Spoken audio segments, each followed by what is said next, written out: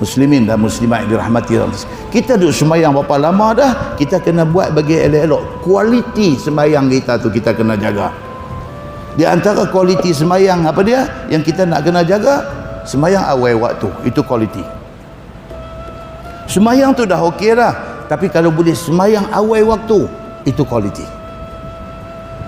Apalagi kualiti yang boleh kita jaga, sembahyang di masjid, itu kualiti.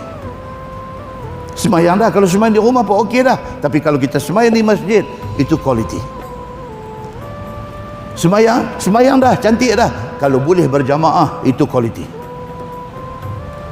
Sembahyang duk buat semua apa semua cantik dah, tapi kalau kita boleh dapat takbir bersama imam, itu kualiti. Berbanding dengan kita jadi makmum masbuk, kita main masa tu imam tahiyat akhir, kita Allahu Akbar, kita duduk tahiyat akhir, kita dapat tak pahala berjemaah, dapat pahala sembahyang masjid? Dapat. Tetapi sama tak dengan kawan yang takbir sama dengan imam masa takbiratul ihram tadi? Tak sama. Kualiti dia tak sama. Muslimin dan muslimat yang dirahmati Allah sekalian, lepas habis sembahyang, sunat rawatib kita buat tak? Kalau kita buat, itu kualiti. Qabliyah ba'diyah kita buat, itu kualiti. Muslimin dan muslimat yang dirahmati Allah sekalian, tambah lagi add on, tambah lagi naik ke atas dalam sembahyang kita ni. Sunat fajar, sunat qabliyah subuh, jangan tak buat. Sunat duha, jangan tak buat.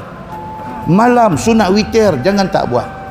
Berwuduk kalau boleh daripada rumah, setiap langkah kita duk mai tu, Allah kira itu satu pahala, satu langkah, satu darjat kita Allah naik, satu kekurangan kita Allah padam, satu dosa kita Tuhan padam. Kalau kita berwuduk di rumah sambil duk jalan mai ke masjid, cuba untuk dapatkan khusyuk di dalam